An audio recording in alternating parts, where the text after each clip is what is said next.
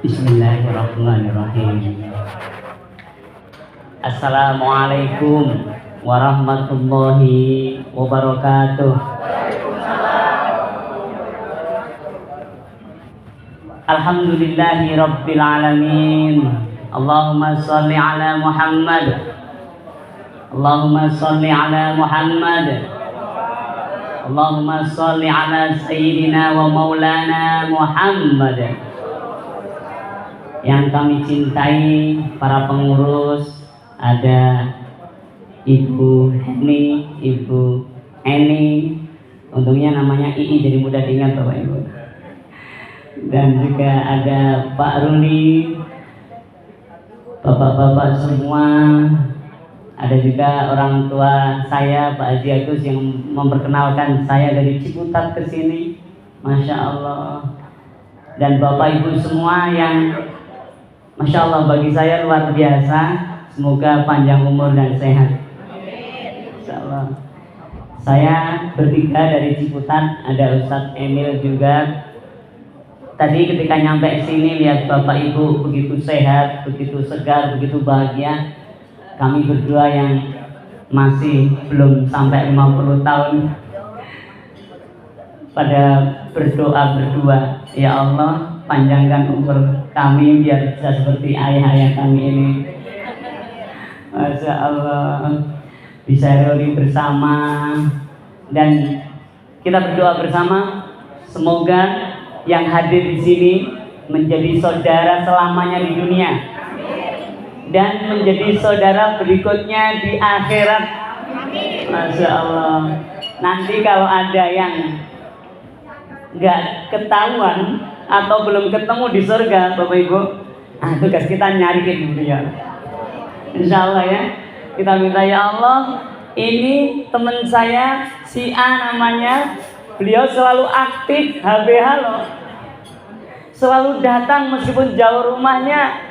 Tolong ya Allah, di mana beliau, jangan sampai ditempatkan selain di sini, di surgamu ini. Nah, insya Allah ya, amin ya rabbal alamin. Bapak Ibu yang dirahmati Allah, sekali lagi saya pribadi bersyukur saya datang ke sini sekali lagi mengingat almarhum ayah saya ya. Kalau beliau masih hidup mungkin sekitar 73, 74 lah usia beliau ya, tapi belum sampai 70 beliau sudah diambil oleh Allah. Dan ini bagi saya reuni bersama ayah-ayah saya dan ibu-ibu saya semuanya. Semoga keberadaan saya diterima di sini, amin. Menjadi anak dadakan ya Bapak Ibu ya. Ya, Masya Allah. Tadi sudah diperkenalkan. Sebelum kita lanjutkan, saya dikasih waktu 45 menit, tapi sepertinya kok suara dan aroma masakan ini sudah harus mengharuskan saya tidak boleh lama-lama ya. Jadi insya Allah sebelum kita lanjutkan, Bapak Ibu, ada sebuah pepatah yang kalau sadar atau tidak sadar kita ucap itu perlu kita perhatikan kembali. Pepatah yang tadi disampaikan oleh Pak Ruli ya, tak kenal maka tak sayang. Masya Allah. Kira-kira pepatah ini menarik atau tidak ya Bapak Ibu ya? Sekilas menarik, tapi coba kita perhatikan. Di jalan kita nggak kenal orang, kita ingat pepatah, tak kenal maka tak sayang. Jadi kita nggak menyayangi dia, meskipun nggak begitu-begitu amat kan. Tapi itu yang kita bisa pahami, sehingga secara tidak langsung ketika kita bergaul bersama, berinteraksi di masyarakat, nunggu kenal dulu baru menyayangi. Emang siapa sih dia? Nah gitu kan.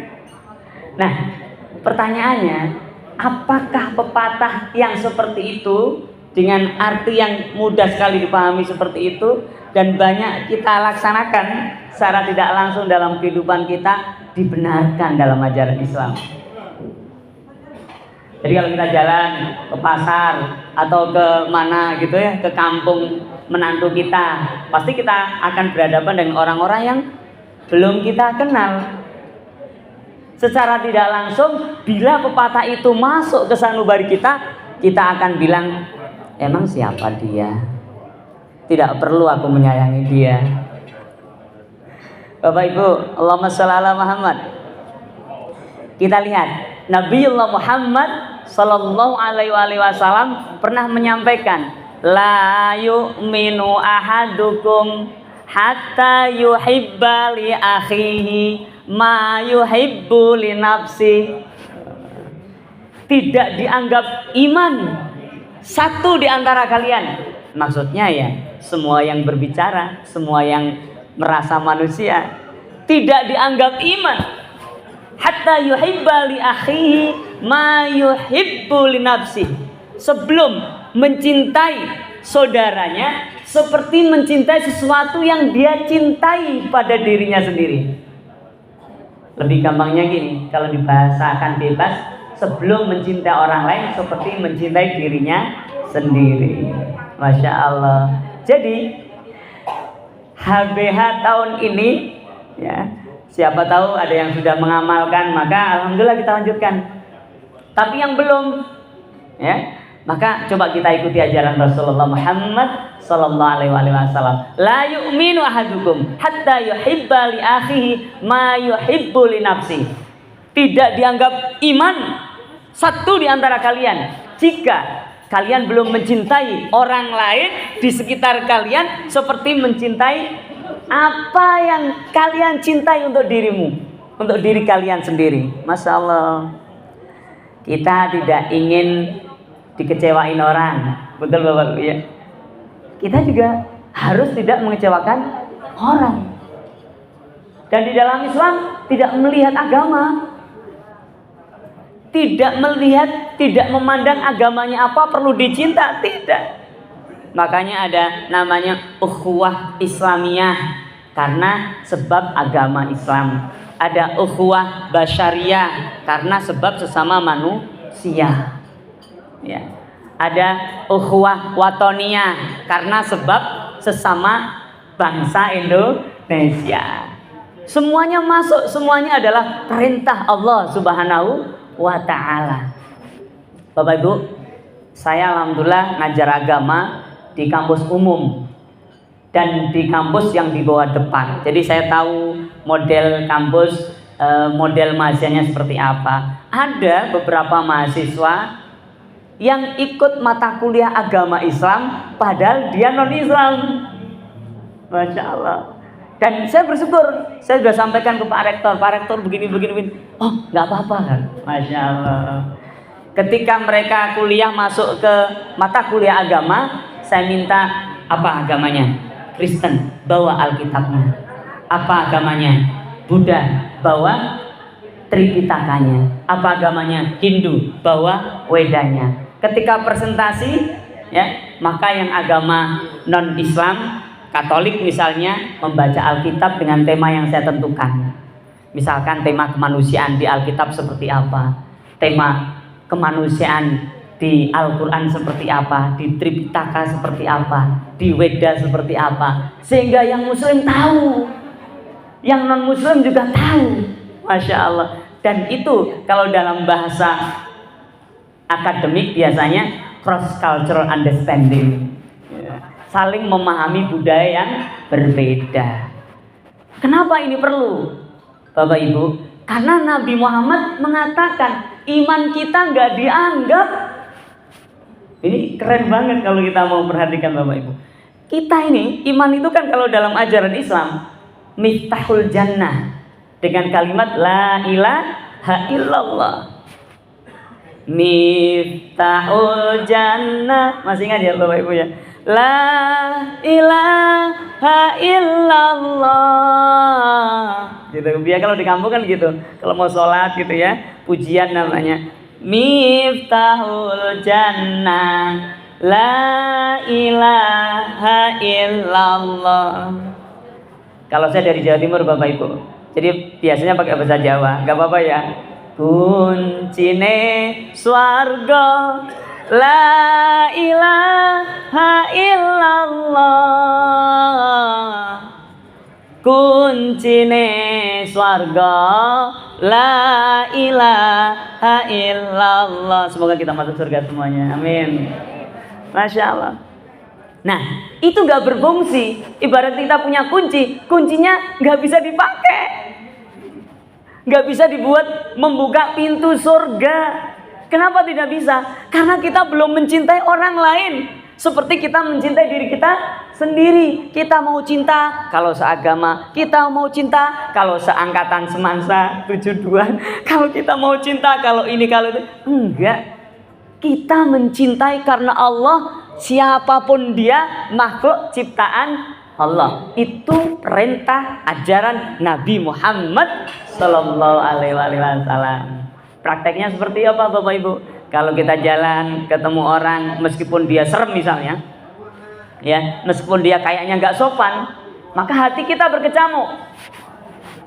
Meskipun kamu seperti itu, aku tidak akan terpengaruh. Aku terus akan mencintaimu karena perintah Nabi Muhammad sallallahu alaihi wasallam. Bisa ya Bapak Ibu ya? Bisa ya, insya Allah. Harus dipaksain. Kalau kita ingin kunci surga kita berfungsi, maka harus mau atau tidak mencintai orang yang membenci kita sekalipun. Insya Allah. Saya yakin, saya yang baru 46 tahun itu sudah merasakan pernah dicaci maki orang. Apalagi Bapak Ibu yang sudah 70 tahun ke atas. Kata Pak Haji Agus 68 tahun ke atas. Berarti masih ada yang lebih muda nih ya. Gitu. Insya Allah pasti sudah mengalami pahit getirnya kehidupan. Asam garam, yang garam harusnya di laut ada di gunung, yang asam harusnya di gunung ada di laut. Itu pasti Bapak Ibu sudah pernah merasakan. Dan kita harus menggunakan semuanya itu sebagai alat untuk memfungsikan kunci surga kita biar berfungsi dengan baik. Jadi pepatah yang berbunyi tak kenal maka tak sayang sepertinya perlu direvisi. Lalu bagaimana? Tak kenal maka sayangilah. Jadi untuk kenal, untuk sayang tidak perlu kenal duluan. Dimanapun kita ketemu orang, pendarkan dalam hati kita. Hati kita ini seperti pemancar Bapak Ibu. Coba perhatikan ya. Kalau kita bahagia, kanan kiri kita ikut bahagia. Pasti itu.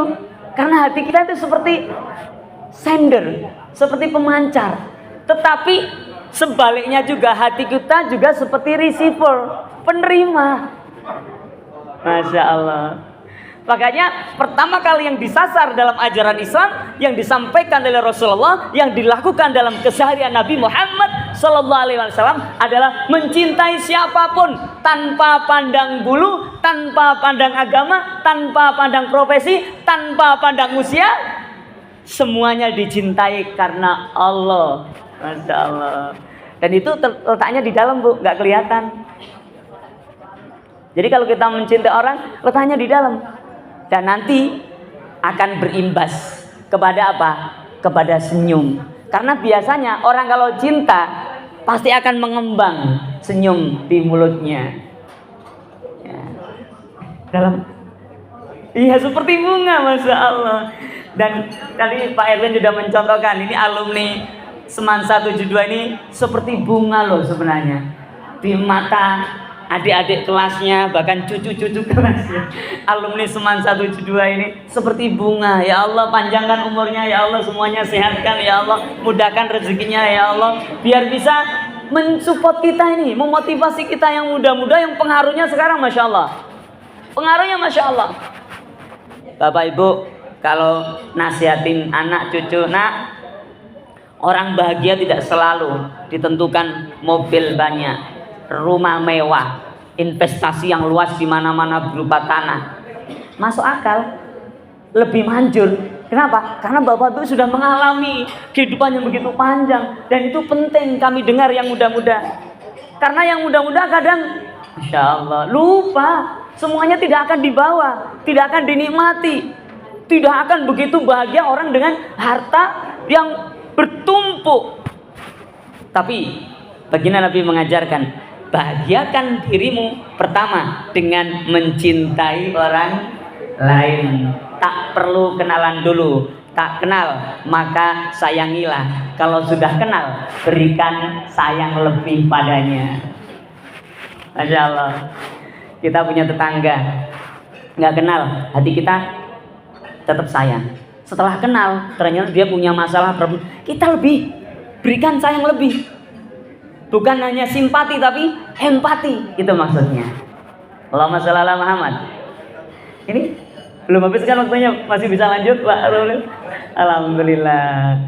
Nah, ini yang pertama Bapak Ibu ya. Semoga kita dikuatkan Allah untuk mengikuti jejak Nabi, yaitu menyayangi orang meskipun tidak kenal.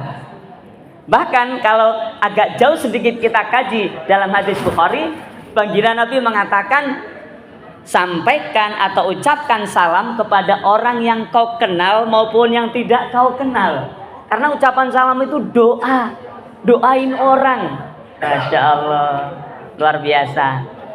Ya, saya izin 2 poin saja. Ya, yang poin pertama sudah saya sampaikan, yaitu mari kita meminta kepada Allah agar hati kita mudah diberikan kasih sayang untuk dipendarkan kepada sesama. Karena hati kita adalah sender, pengirim, tapi juga receiver, penerima. Ya, insya Allah. Ya, semoga kita dikuatkan untuk mengamalkannya.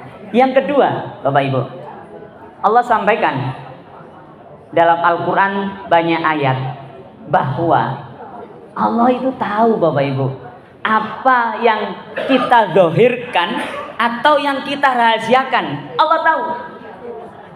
Ya. Bahkan disebutkan innahu alimum bidzatis sudur. Sesungguhnya dia Allah itu tahu apa yang ada di dalam dadamu ini loh. Ya, dalam dada pasti hati. Ya, hati dalam artian psikologi, dalam artian tasawuf Islami, bahwa hati itu ya di sini. Ya. Karena Rasulullah Muhammad SAW pernah ditanya, ya Rasul, takwa itu di mana? Bagaimana? Maka baginda Nabi mengatakan, at-taqwa hahuna, takwa itu ada di sini, sambil menunjuk ke arah dadanya. Masya Allah. Nah, ini kita manfaatin. Bagaimana cara manfaatkannya? Bahwa Allah itu tahu apa yang ada di dalam hati kita. Tidak hanya menghitung apa yang ada di luarnya, tapi yang ada di dalam hati kita, Allah tahu, Allah hitung. Nah, amalan kedua nih sebagai oleh-oleh pertemuan kita. Setelah pertama kita menyayangi ya sesama kita meskipun kita nggak kenal dia, jangan terpengaruh dengan penampilannya, sayangi aja, menyayangi aja, itu perintah Allah. Yang kedua adalah mendoakannya di dalam hati tanpa biaya Bu ya, Bapak ya. Jadi mendoakan di dalam hati tak berbayar, mudah, tak diketahui orang. Dan ternyata ada rahasia. Apa bedanya berdoa di hadapan orangnya seperti ini dengan berdoa di dalam hatinya? Apa bedanya? Nah, ini bedanya. Baginda Nabi pernah mengatakan, "Mamin abdin muslimin yad'u li akhihi bi dhahril ghaib ila qalal malaku walaka bimislin." Masya Allah.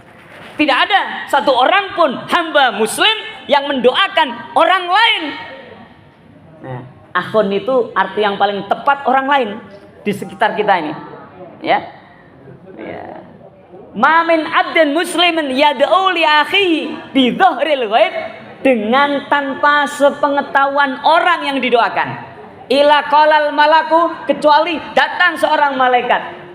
Walaka bimislin, dan malaikat itu mengatakan kamu juga dapat doa yang sama. Alhamdulillah, dapat doa yang sama. Jadi kalau kita ada orang Bapak Ibu, mungkin usianya seusia kita, ya seusia bapak-bapak, ya, tapi ternyata dia kesehatannya diuji, lebih sehatan kita. Maka hati kita bukan hanya kasihan ya dia, bukan, tapi kita doakan, ya Allah, dalam hati kita, sehatkan ya Allah. beri kesabaran ya Allah, panjangkan usianya ya Allah, mudahkan rezekinya ya Allah, bahagiakan dia dengan kondisinya seperti itu ya Allah, jadikan dia husnul khotimah ya Allah, pertemukan kami di surgamu ya Allah dengan dia. Padahal kita nggak kenal dia. Kenapa kita doakan sebanyak itu Bapak Ibu? Karena dengan cara seperti itu, malaikat datang kepada kita, kemudian mendoakan sebanyak itu pula. Yang mendoakan malaikat bukan kita. Alhamdulillah. Tapi nggak boleh direncanain Bapak Ibu. Direncanainnya gini. Ya, aku pengen doain banyak orang agar malaikat doain aku, bukan? Nah, itu kurang tepat. Yang tepat bagaimana? Kita melakukan itu karena perintah Nabi Muhammad Sallallahu Alaihi Wasallam, dan efeknya adalah malaikat doain kita. Kalau malaikat yang berdoa, malaikat itu tanpa dosa, nggak pernah buat kesalahan. Kalau dia berdoa langsung mustajab, tidak tertolak. Alhamdulillah. Masya Allah. Ya, ini Masya Allah Bapak Ibu. Bagaimana caranya agar kita doanya bisa ikhlas gitu? Bisa ikhlas. Ini caranya sering-sering ada halal ya halal, saling memaafkan. Innamal mu'minuna ikhwah fa aslihu baina akhawaikum. Kita diperintahkan untuk saling memaafkan, saling bersilaturahim gitu. Terakhir, nah kalau udah terakhir enak. Nanti kalau memungkinkan ada pertanyaan, kalau tidak nggak apa-apa, langsung dieksekusi, langsung dijalankan. Yang terakhir begini Bapak Ibu, saya bisa bayangkan, saya itu suka sekali, senang sekali, bangga sekali kalau bertemu orang yang lebih tua dari saya. Itu saya senang sekali. Saya anggap beliau itu bapak saya anggap beliau itu kakek saya sampai 100 tahun Bapak Ibu. Ya, baru wafat. Nggak tahu saya nanti berapa, kita nggak tahu. Itu rahasia Allah. Pasti yang seusia saya saja pernah kok kecewa, apalagi Bapak Ibu yang lebih lama. Ya, pasti pernah kecewa. Bagaimana caranya agar kita mudah memaafkan nih? Agar doa kita lebih manjur. Ya. Kenapa? Karena mendoakan orang lain Bapak Ibu, yang jelas-jelas dia mendolimi kita, itu kan berat. Ya kan? Berat banget. Bagi orang normal berat banget. Dia terang-terangan pernah nyakitin kita, pernah bohongin kita, kok kita doakan baik? Gak usah lah. Gitu katanya. Bagaimana caranya? Caranya kita buka surat An-Nur ayat 22. Menurut Ibnu Katsir, beliau pakar tafsir, menjelaskan asal muasal turunnya surat An-Nur ayat 22. Terekam dalam sejarah, seorang sahabat khalifah pertama pengganti Rasulullah, yaitu Abu Bakar As-Siddiq. Beliau suatu ketika mengalami problema dalam keluarga yang begitu besar. Apa problemanya? Yang disebut dalam Al-Quran hadisul ifki, berita bohong. Anak yang disayanginya, yaitu Aisyah binti Abu Bakar, difitnah dalam kehidupannya bersama Rasulullah Muhammad SAW. Difitnah selingkuh, difitnah ini. Itulah cara orang Yahudi untuk menjatuhkan Islam. Satu di antara orang yang ikut-ikutan memfitnah adalah Mistah. Mistah ini anak sepupunya Abu Bakar, bibinya Abu Bakar. Jadi Mistah ini sepupunya Abu Bakar. Dia miskin, orang nggak punya, hidupnya tergantung dari Abu Bakar. Abu Bakar seorang pengusaha. Mendengar Mistah ikut menyebarkan fitnah, Abu Bakar bersumpah. Apa kata Abu Bakar? Aku bersumpah, aku tidak akan bantu Mistah lagi. Ini orang, keluarga, saudara, sepupu, nggak tahu berterima kasih. Sudah dibantu terus, tapi dia ikut-ikutan menyebarkan fitnah terhadap anaknya, yang itu adalah istrinya Rasulullah Muhammad Sallallahu Alaihi Wasallam. Nah, Rasulullah mendengar nih, kemudian menyebabkan turunnya surat An-Nur ayat 22. Apa kata Allah dalam surat tersebut?